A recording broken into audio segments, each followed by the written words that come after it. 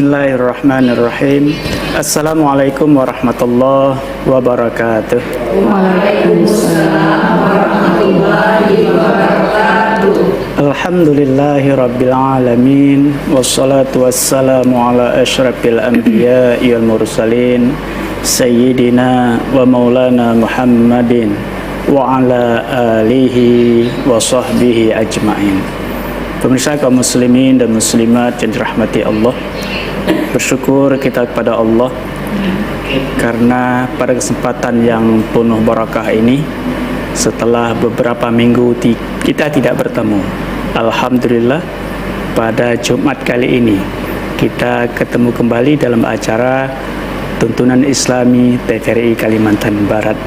Apa kabarnya Anda?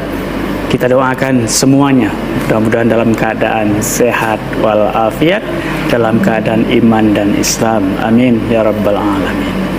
Pemirsa dirahmati Allah, kita hidup ini harus selalu berada di tengah-tengah. Tidak boleh terlalu ke kiri dan tidak boleh juga terlalu ke kanan. Tidak boleh terlalu mementingkan duniawi, mengabaikan akhirat. Begitu juga sebaliknya. Terlalu mementingkan akhirat dan mengabaikan dunia. Harus berada di tengah-tengah. Hidup seimbang. Itulah tema kita pada kesempatan yang penuh barakah ini, bersama seorang narasumber. Alhamdulillah sudah hadir di studio kami. Beliau adalah Ustazah Syarifah Ajizah LC. Assalamualaikum Ustazah. Waalaikumsalam warahmatullahi wabarakatuh. Apa kabar Ustazah? Baik, alhamdulillah. Sehat Ustazah ya, alhamdulillah. Pemirsa dirahmati Allah, bersyukur kita kepada Allah karena di tengah-tengah kami juga hadir ibu-ibu yang tergabung dalam Majelis Taklim Wanita Islam Kota Pontianak. Assalamualaikum ibu-ibu semuanya. Waalaikumsalam warahmatullahi wabarakatuh. Apa kabar ibu? Alhamdulillah. Sehat, alhamdulillah. Pemirsa dirahmati Allah, sebelum kita mengkaji bagaimana hidup seimbang, terlebih dahulu kita dengarkan lantunan salawat yang disampaikan oleh ibu-ibu Majelis Taklim Wanita Islam Kota Pontianak. Silakan ibu. Allahumma salli wa sallim wa barik alaihi.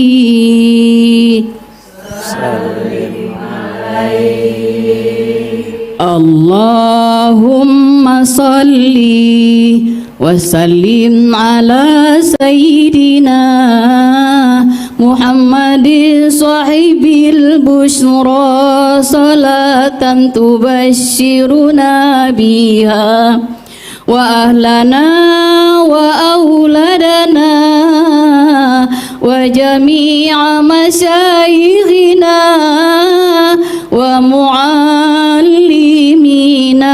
wa talabatana wa talibatina biyaumina haza ila yaumil akhirah.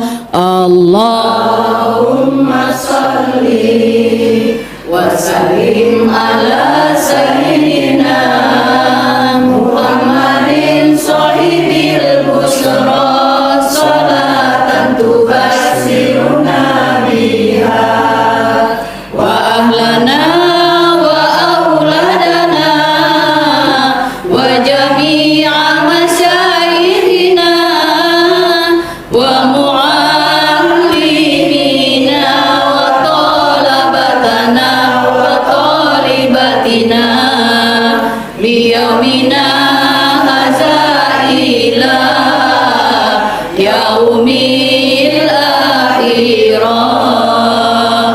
Allahumma salli wa sallim ala sayyidina Muhammadin sahibil bushra, salatan tubashiruna biha wa ahlana wa auladana wa jami'a masyayikhina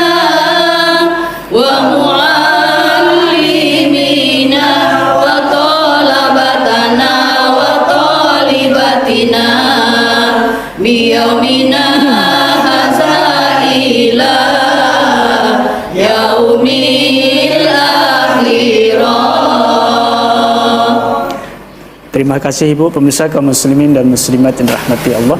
Itulah lantunan salawat sampaikan oleh ibu-ibu Majelis Taklim Wanita Islam Kota Pontianak. Mudah-mudahan menyejukkan hati kita semua. Amin ya rabbal alamin. Baik Ustazah, menarik perbincangan kita tentang hidup seimbang. Kadang ada kita lihat orang terlalu keras benar, tapi ada juga orang terlalu lembut gitu, terlalu lembek, bukan lembut, lembek, sehingga dia bisa diombang-ambingkan oleh orang lain. Ada yang terlalu mengejar dunia sampai lupa untuk beribadah kepada Allah Subhanahu wa taala. Atau ada juga yang beribadah tapi lupa untuk mencari rezeki, mencari nafkah untuk keluarganya. Hidup seimbang. Silakan Ustaz. Oke, baik. Saya buka dulu. Ya. Assalamualaikum warahmatullahi wabarakatuh. Waalaikumsalam warahmatullahi wabarakatuh. Alhamdulillah, alhamdulillahilladzi khalaqal insan wa faddalahu wa karramahu bil akhlaqi wal kamal. Assalatu wassalamu ala khairun nabi wa khairul mursalin Muhammadin sallallahu alaihi wa alihi wasallam wa ala alihi wa ashabihi ajmain. Amma ba'd. Apa kabarnya ibu-ibu? Alhamdulillah, pada hari Jum'ah yang penuh barokah, yang penuh dengan banyak nilai pahala di sisi Allah, kita berada di majelis ilmu yang penuh dengan kemuliaan. Mudah-mudahan yang hadir dan semua yang mendengarkan dan kita semua selalu dimuliakan oleh Allah Subhanahu wa Ta'ala. Hidup seimbang, simple, tapi sebetulnya hidup seimbang itu adalah dasar tujuan hidup. Atau bagian lain adalah pola menjalankan hidup. Apa dasarnya? Allah Subhanahu wa Ta'ala menciptakan alam atas dasar keseimbangan. Dalilnya ada di dalam Quran, surah Al-Muluk. Biasa ya Bu baca Al-Muluk, di ayat yang paling atas, nomor 3. A'udzu billahi minasyaitonir rajim. Alladzi khalaqa sab'a samawatin tibaqa. Allah yang telah menciptakan langit. Langit bukan satu lapis. Berapa lapis? 7 lapis. Tak bisa kita bayangkan 7 lapis. Dari mulai nol umur dunia sampai hari ini, ada tidak kerusakan? Belum. Nauzubillah, belum, tidak, dan kita tidak berharap itu. Karena dasarnya Allah menciptakan ala futur, tafawut, yaitu dengan berimbang. Dijelaskan dalam ayat ini, Allah menciptakan 7 lapis langit itu tafawut, berimbang semuanya. Kalau tidak berimbang, dalam tafsirnya dijelaskan alam ini bisa rusak, bisa rusak. Allah menciptakan ada siang, ada malam, ya Bu, tidak siang saja, ada malam. Tapi banyak orang menghabiskan siang, lupa malam, ya. Kemudian ada kanan, ada kiri, ada atas, ada bawah, dan seterusnya. Ada matahari, ada bulan. Semua Allah punya pelajaran bagi manusia yang menjalankan kehidupan. Itu yang pertama. Yang kedua, Allah menciptakan manusia kita ini Bu pun dalam keseimbangan. Apa banyak dalil dalam Al-Quran, struktur tubuh kita ini, kata Allah dan kata Rasulullah, itu seimbang. Banyak kita dengar tausiah-tausiah menciptakan telinga di sebelah kiri dan kanan, bukan di atas dan bawah.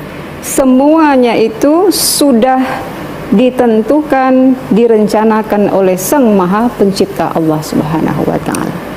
Lalu bagaimana pola hidup? Sama. Pola hidup kita juga harus seimbang.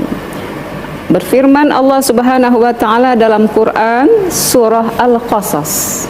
Surah Al-Qasas ayat 77. Ini sering kita dengar, wabtaghi fi ma ataqallahu darul akhirah. Allah taala mengatakan carilah. Ini Allah menjelaskan struktur hidup berimbang. Yang pertama kata Allah, carilah apa-apa yang kamu dapatkan di dunia ini, tetapi untuk memperoleh kebahagiaan di akhirat. Wabtaghi, kata ulama tafsir di antaranya Muhammad Ibnu Katsir, wabtaghi, carilah anugerah yang kau hari ini rasakan, sehat, harta, rumah. Kalau rumah kita tidak nyaman, kita kurang bisa ibadah dengan baik. Semua itu kata Allah landasannya untuk memperoleh akhirat. Seimbang yang dimaksud di sini bukan 50-50 dalam Islam itu. Tapi seimbang yang dimaksud dalam bahasa agama itu adalah at-tawazun. Pernah dengar Bu? At-tawazun. Kalau Ibu biasa di pasar ya, lihat orang nimbang beras, itu timbangan yang manual dulu itu, yang ada batunya. Nah itu kiri kanan. Itu kalau dalam bahasa itu disebut dengan mizan. Timbangan. Biasa dianimasikan dalam buku-buku timbangan pahala di akhirat. Itu. Kalau kita melihat dari struktur gambar itu, seakan-akan timbangan itu harus sama isi volumenya. Tapi kalau untuk tujuan akhirat, ibu-ibu yang dirahmati Allah, berbeda. Apa yang kita punyai dalam hidup di dunia ini, semuanya kita niatkan untuk memperoleh kebahagiaan di akhirat. Berarti sia-sia kalau kita punya fasilitas dunia tapi tidak mendapatkan investasinya untuk akhirat. Jadi pertama yang dimaksud dengan seimbang dalam Islam itu bukan volumenya, tetapi seimbang itu membuatkan terjadinya keharmonisan pada. Itu. Contoh sederhana ya. Sederhana. Postur kita ini misalnya tingginya 150. Kita membuat gantungan baju, ini semudah ditangkal saja. Gantungan baju tingginya 170. Insya Allah satu hari ibu mampu. Tapi kalau sudah 1 bulan terus nggak mampu, meraihnya terlalu jauh, sementara kemampuannya terbatas. Itulah yang dimaksud dengan seimbang, at-tawazun.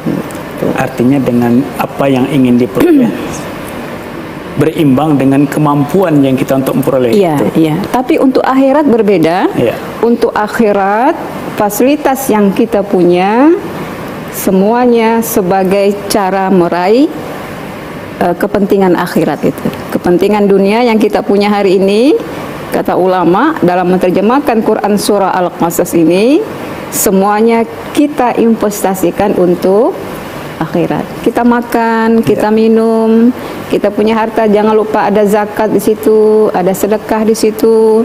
Kita punya mobil, kita punya rumah, sesekali kita manfaatkan supaya dapat investasi untuk diri kita dan juga orang lain sekitar kita. Ya. Artinya apa yang kita dapat dalam kehidupan dunia ini semata-mata untuk mengejar kehidupan akhirat. Ya. Artinya tidak, fasilitas dunia yang diberikan oleh Allah kepada kita bukan untuk maksiat, tapi untuk ketaatan kepada Allah Subhanahu wa taala. Apa itu yang dimaksud dengan seimbang? Iya. Jadi yang dimaksud dengan seimbang itu sehingga terjadi keharmonisan dalam menjalankan kehidupan. Tidak ada manusia yang bisa mendapatkan kenyamanan. Islami TVRI Kalimantan Barat setelah jeda berikut ini.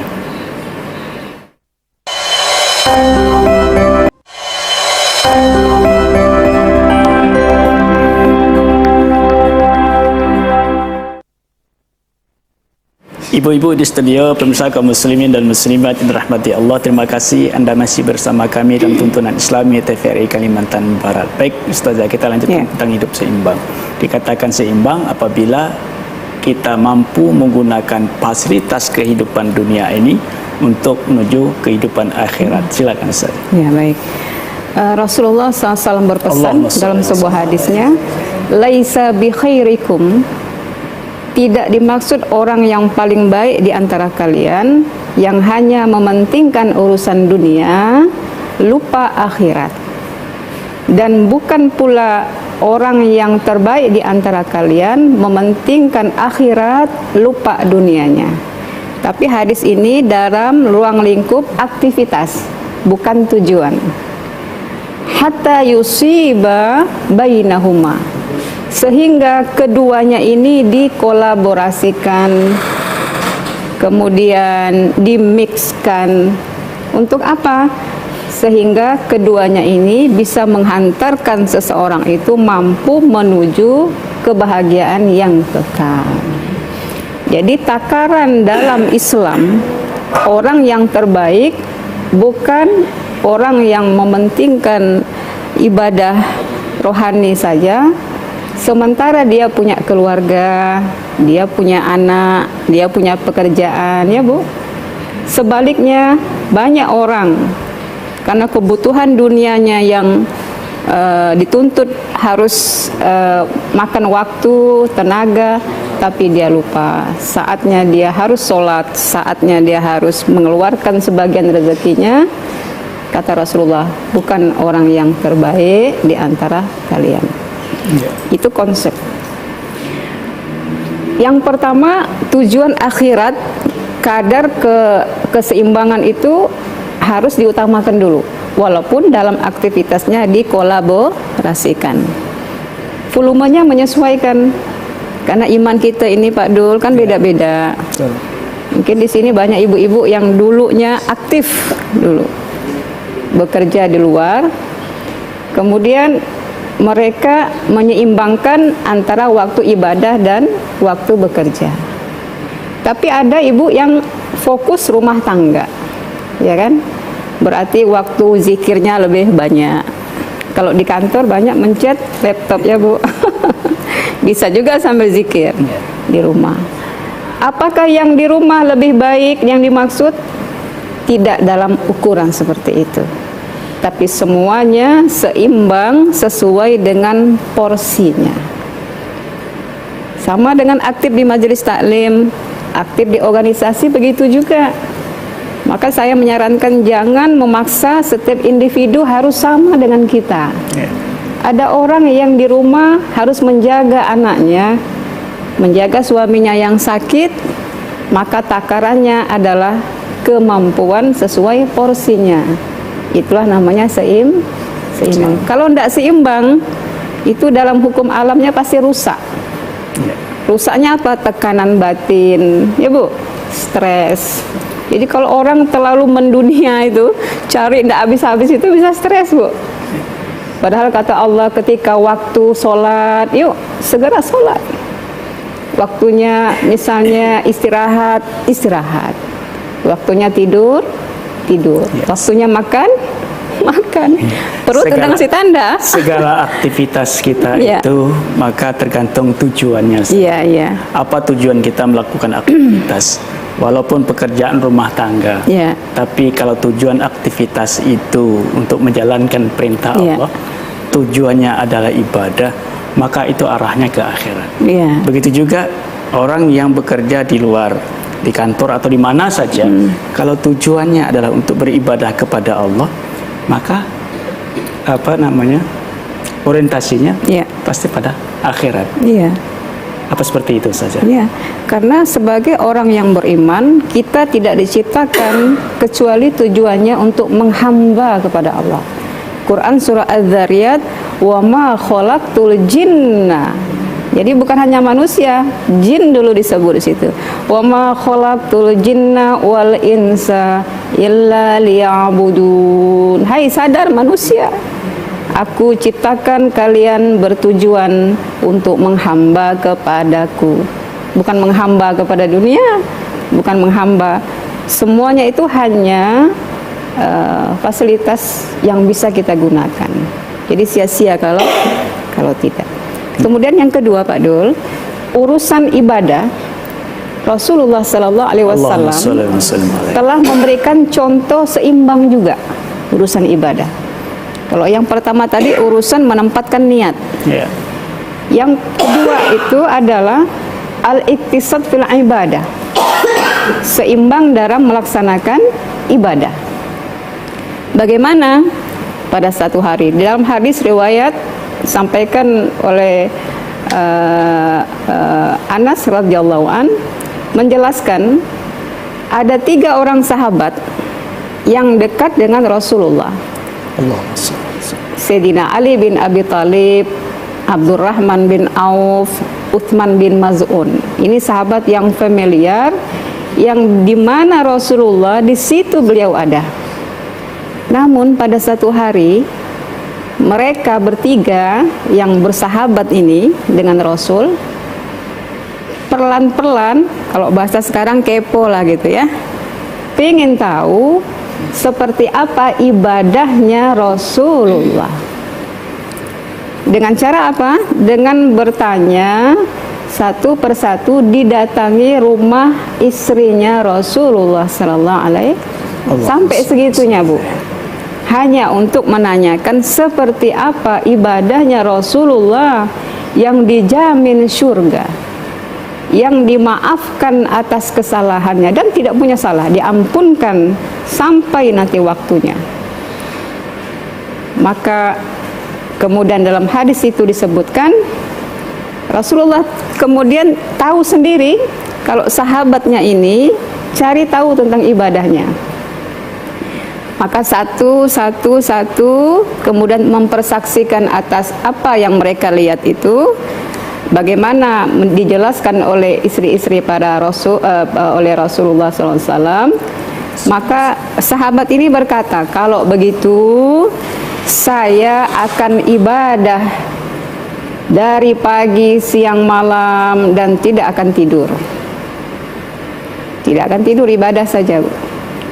Yang satu lagi berkata, kalau begitu saya akan puasa, bukan hanya puasa siang, malam sampai besok juga puasa, 24 jam tidak buka puasa.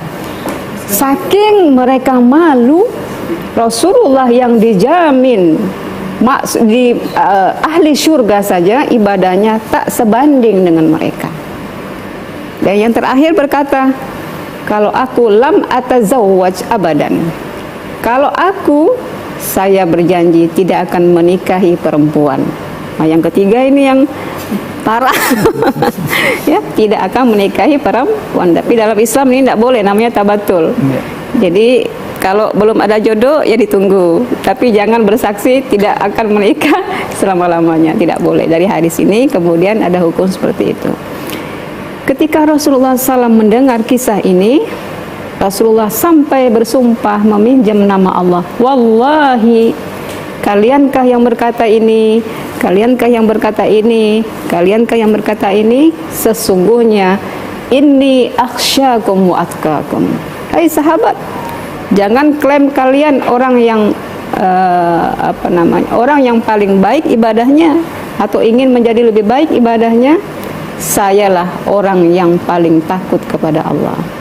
Saya inilah orang yang paling takwa kepada Allah. Namun saya sholat, saya tidur, saya puasa, saya berbuka, dan saya menikahi wanita. Masya Allah. Maka adalah muncul hadis biasanya dikutip oleh teman-teman itu, man raghiba an sunnati falaisa minni. Biasanya diambil di ujung aja nih, padahal hadisnya panjang. Barang siapa yang tidak mengikuti sunnahku, mereka bukan golonganku. Jadi sunnah yang dimaksud bukan hanya nikah, tapi tidur, istirahat, makan. Itu semuanya bagian dari sunnah Rasulullah Sallallahu Alaihi Wasallam dan merupakan seimbang dalam beribadah. Tidak boleh ibadah saja semalaman seharian, tapi lupa makan, lupa istirahat, atau melakukan aktivitas duniawi saja, lupa kepada ibadah kepada Allah Subhanahu wa Ta'ala. Itu saja luar biasa hidup seimbang. Ibu-ibu sudah mendengarkan apa yang disampaikan ustazah kita tentang hidup seimbang yang dicontohkan oleh Rasulullah Sallallahu Alaihi Wasallam. Silakan ibu kalau ada pertanyaan. Iya, silakan ibu ya. Bismillahirrahmanirrahim. Assalamualaikum warahmatullahi wabarakatuh. Waalaikumsalam warahmatullahi wabarakatuh. Ibu ustazah dan Pak Ustadz, nama saya Ratna Iriani. Saya ingin bertanya, yang dimaksud dengan keseimbangan dalam mengajar ilmu dan pendidikan, Bu. Iya. Sekian pertanyaan saya. Terima kasih atas penjelasannya. Waalaikumsalam warahmatullahi wabarakatuh. Waalaikumsalam warahmatullahi wabarakatuh. Silakan ibu langsung ditanggapi. Memang belum dapat ini poinnya ya. Seimbang dalam mengejar ilmu. Pertanyaannya sangat baik. Apakah ada seimbang mengajar ilmu? Ada. Dalam Quran, diantaranya Quran surah Al-Mujadalah ayat 11 dan surah Al-Asr. Hafal kita. Wal asri innal insana lafi khusrin illal ladzina amanu wa amilus solihat wa tawassaw bil haq wa tawassaw bis sabr. Seimbang dalam menuntut ilmu, mencari ilmu itu diseimbangkan dengan 3. Dia berilmu tapi menjaga imannya, lalu dia amalkan. Kalau hanya dia berilmu, dia lupakan akhlaknya, dia abaikan adabnya, belum berimbang dia. Ilmu di sini bukan hanya ilmu agama. Seorang dokter yang berakhlak, dokter yang beradab, dokter yang penuh memberikan pelayanan, seorang insinyur, dan semuanya sesuai profesinya, guru dan lain sebagainya. Itulah penerapannya. Jadi kalau orang berilmu diseimbangkan dengan iman, pasti dia beramal ya Bu ya, insya Allah. Anak cucu kita hari ini betul-betul mereka menuntut ilmu, kita arahkan setinggi mungkin. Selesai tamat SMA, lanjut S1, S2, S3 dan seterusnya. Tapi jangan dilupakan, di situ ada pondasi yang pertama untuk mengontrol keseimbangan itu apa? Iman. Iman itu naik turun Bu, ya naik turun iman itu. Jangan sampai semakin tinggi yang dia punya ilmunya, semakin bergeser nilai akhlak normatifnya. Nah itu, ini banyak kejadian. Jangan sampai. Kalau ada yang begitu berarti belum seimbang. Ada orang yang menampakkan keilmuannya tapi lupa santunnya, lupa adabnya, belum berimbang. Allah janjikan gitu ya? Yarfa'illahu alladhina amanu minkum walladhina utul ilma darajat. Kalau ada orang yang berilmu, makin tinggi ilmunya, makin naik imannya, seimbang dia, Allah jamin angkat derajatnya insya Allah.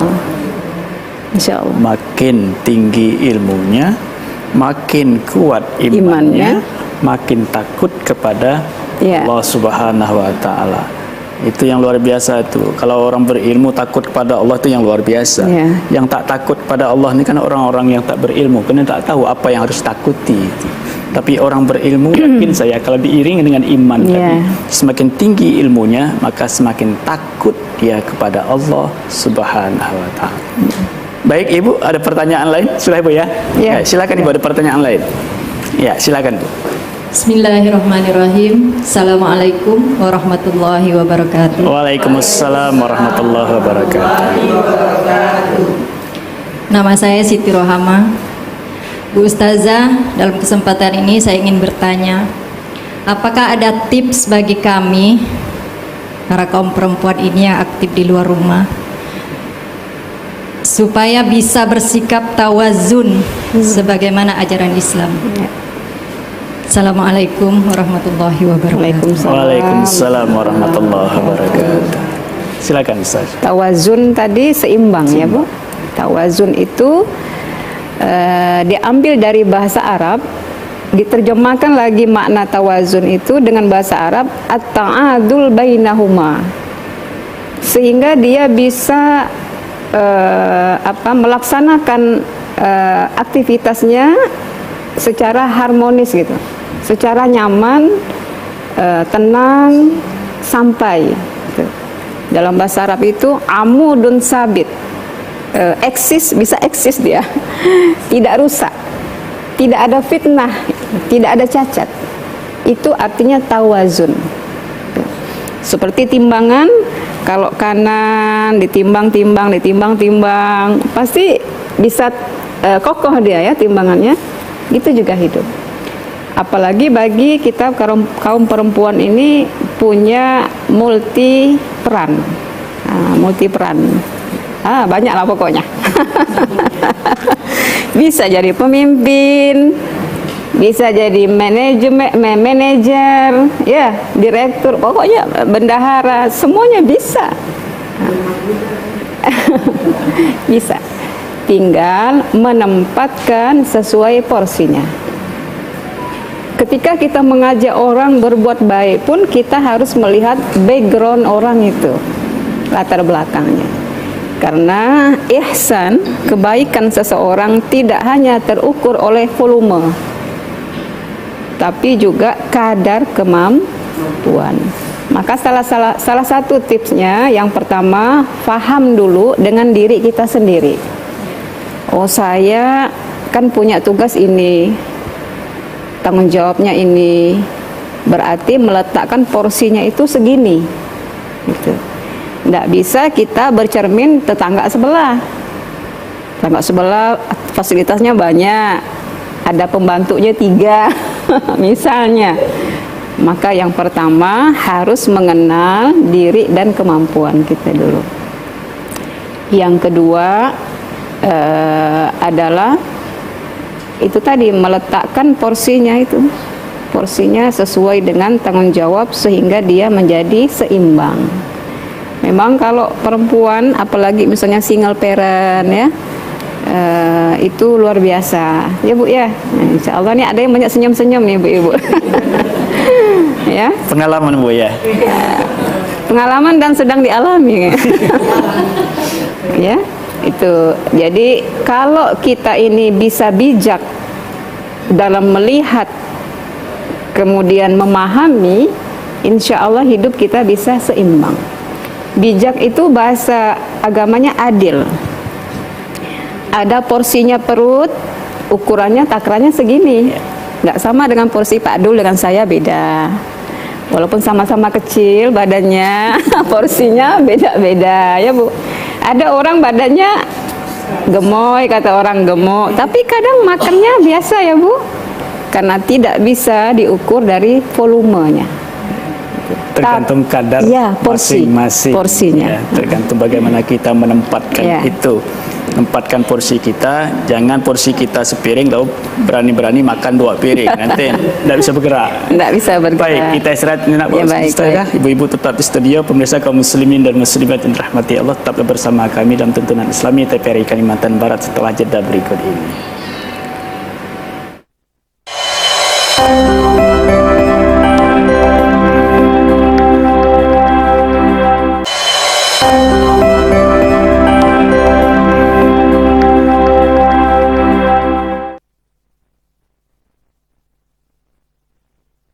Ibu-ibu di studio, pemirsa kaum muslimin dan muslimat yang dirahmati Allah, terima kasih Anda masih bersama kami dalam tuntunan Islami TVRI Kalimantan Barat. Baik Ustaz, ya, kita lanjutkan. Masih ada pertanyaan mungkin dari ibu-ibu. Silakan Ibu, siapa bertanya lagi?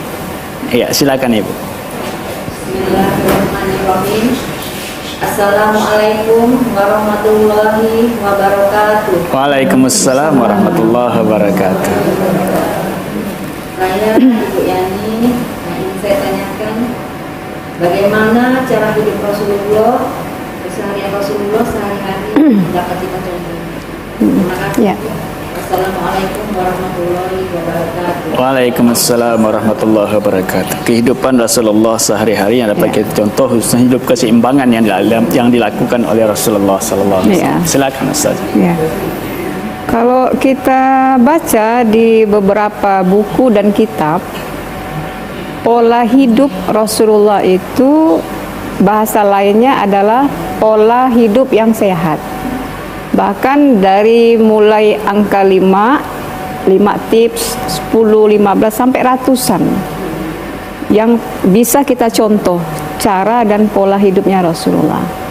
Dari mulai angka-angka itu yang rata-rata semuanya adalah yang menghasilkan cara hidup yang sehat. Maka larinya itu tak lain kebutuhan hidup. Makan. Ini yang kebutuhan hidup semua.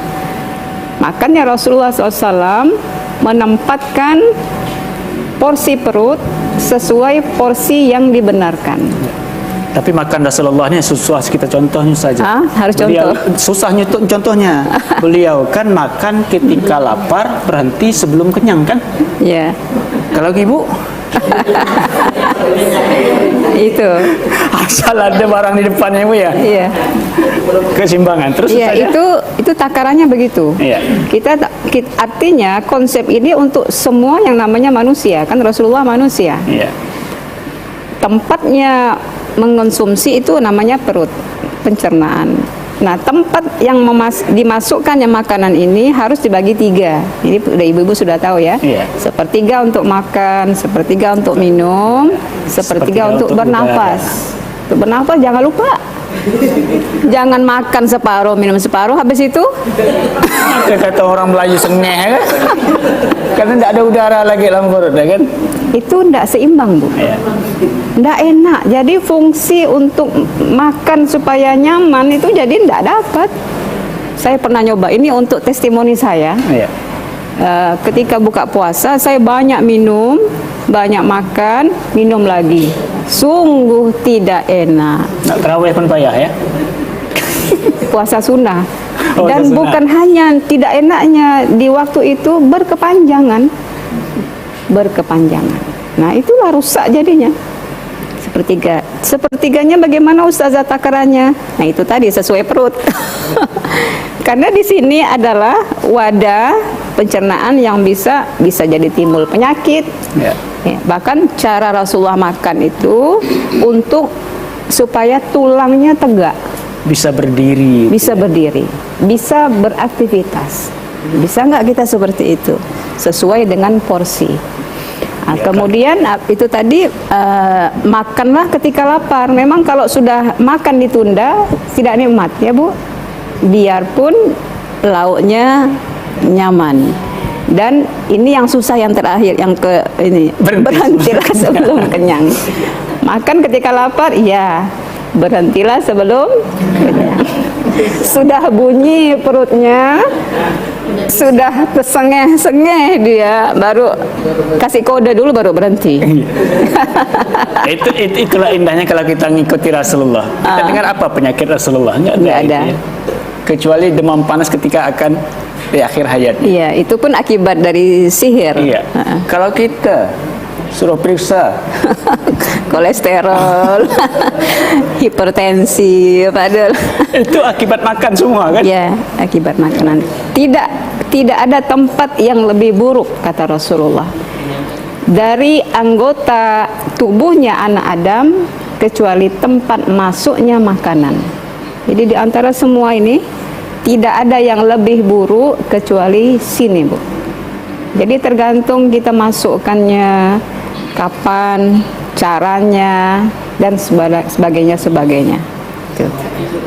Jadi kalau itu jangan salahkan makanan, salahkan yang makan, karena kita yang menentukan ya Bu. Nah itu. Nah kita bisa berkolaborasi dengan apa? Dengan orang-orang medis yang paham, dengan orang-orang yang mengerti kesehatan.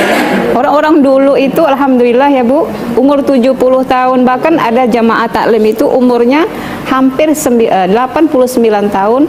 Masya Allah, pergi Masih pengajian sehat. Itu jalan kaki, nggak pernah diantar, walaupun masih area komplek. 89 tahun. Tanya, Nek, ada hipertensi? Nggak ada. Kolesterol nggak ada. Yang muda-muda 30 tahun, tensi darah seminggu sekali, kolesterol, obatnya nggak pernah berhenti. Artinya kembali kepada pola hidup yang sehat. Dan jangan lupa juga menempatkan waktu istirahat yang tepat. Rasulullah mencontohkan tidur siang itu bagus, Bu. Tapi tidak boleh lama-lama tidurnya. Tidur siang itu sebetulnya waktunya ada ikhtilaf ulama, bisa jadi menjelang zuhur jam 11. Sebelum zuhur ya. Ya, ada juga yang mengatakan setelah zuhur. Ya, biasanya kalau kita memang enaknya habis zuhur ya, Bu, habis sholat. Tapi sepakatnya tidak boleh lama. Makanya tidur siang itu namanya kailulah. Kailulah itu sedikit artinya, Bu. Sedikit tapi lebih sedikit lagi. Tidur, celek, bangun dah, enggak usah lanjut lagi. Selesai aktivitas. Apalagi nanti kita ini tidak lama lagi menjelang Ramadan. Jadi tidur siang supaya bisa bangun malam. Setidaknya kita berikan hak badan ini, hak tubuh. Kalau dia bisa berbunyi ya, Bu, capek saya dah, capek, letih dah mata, letih dah gigi ngunyah terus, letih dah perut ini mencerna terus, dia akan bicara. Nah, udah makan banyak, yang disalahkan makan kolesterol, apa soalnya makan udang, yang lain makan udang enggak kolesterol. Karena porsi tadi ya itu kan? Berlebihan tadi dan tidak seimbang. Jadi kuncinya halalan thayyiban. Ya. Halal tapi ada yang nggak baik. Ya. Untuk saya baik, mungkin untuk ibu nggak baik. Ya. Ada untuk ibu baik, mungkin untuk saya nggak gitu baik. Gitu ya. Halalan thayyiban itu, walaupun halal gitu ya. Itulah yang menyebabkan penyakit makan. Ya. Nah, terus apa lagi pola hidup Rasulullah Ustaz? Disiplin. Ya. Mulai dari mengatur waktu ibadah itu disiplin. Sebetulnya yang paling mudah mengatur disiplin itu sholat tepat waktunya saja. Mulai sholat dulu. Karena kalau sudah kita memulai sholat, minimal ya jaraknya tidak terlalu jauh, itu akan kita bisa atur banyak pekerjaan yang lain. Pertama, kita tidak akan bimbang. Gitu. Pertama, Rasulullah pola sehat, polanya itu di pola yang sehat. Yang kedua, Rasulullah menempatkan porsi waktu sesuai tempatnya. Bisa dibayangkan Rasulullah itu adalah pemimpin, pejabat tertinggi di waktu itu. Tapi beliau bisa mengatur, bisa ikut perang, dakwahnya tidak pernah tinggal, ya kan? Bisa mengatur rumah tangganya, bisa ngisi majelis-majelis ilmu di masjid-masjid. Kenapa? Karena beliau bisa mengatur waktu. Gitu. Jadi kalau kita porsinya dalam sehari hanya bisa bekerja, stepnya hanya 2-3, nggak usah sampai 5-6. Yeah. Berikan porsi tubuh juga untuk menerima haknya itu. Jadi disiplin pola hidup yang sehat, kemudian disiplin baik daripada waktu dan mengatur porsi yang ada itu. Itu sebagian besar konsep kesederhanaan dan keseimbangan pola hidup keseharian Rasulullah SAW. Insya Allah keseharian ya, Bu ya, yang keseharian. Itu pola hidup yang dilakukan oleh Rasulullah sehingga beliau sehat, tidak ada penyakit. Ya. Insya Allah kita kalau bisa melakukan itu, Insya Allah mudah-mudahan, Insya Allah hidup akan sehat. Waktu kita 1 menit lagi Ustaz. Silakan kalau ada pesan-pesan untuk jamaah kita untuk bersama di rumah. Pertama, hidup seimbang ini bukan hanya menempatkan dari aktivitas kita saja, tapi juga dalam menempatkan visi ke depan kita gitu. Saya menuntut ilmu untuk apa? Saya ibadah untuk apa? Itu semuanya kita tempatkan dalam keseimbangan. Gitu. Karena kadang ibadah itu ada yang ibadah khusyuk kita pribadi, tapi ada juga ibadah yang sifatnya melibatkan orang lain. Menafkahi juga ibadah. Satu. Yang kedua, kalau sudah kita memahami itu, berarti kita bisa menerapkan hidup seimbang itu sesuai dengan porsi kita masing-masing. Sesuai dengan porsi kita masing-masing. Kita seimbang. Luar biasa saja. Ya. Tapi waktu juga lah kita harus berpisah. Baik. Terima kasih atas Sama-sama. ilmunya, atas informasinya yang Ya. diberikan. Ibu-ibu juga demikian, terima kasih atas kehadirannya. Mudah-mudahan singkat ini menjadi barakah yang diberikan oleh Allah Subhanahu wa taala untuk kita semua. Amin ya rabbal alamin.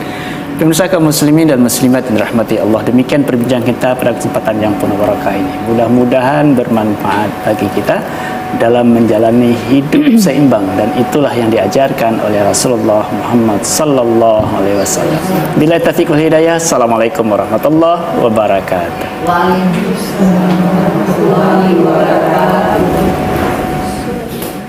Salatullahi salamullah ala taha rasulillah. Salatullahi salamullah ala yasin habibillah, ala yasin habibillah. Tawassalna bismillah wa bilhadi rasulillah. Tawassalna bismillah wa bilhadi rasulillah wa kulli mujahidin lillah bi ahlil badri ya Allah, bi ahlil badri ya Allah. Salatullahi salamullah ala taha rasulillah. Salatullahi salamullah ala yasin habibillah, ala yasin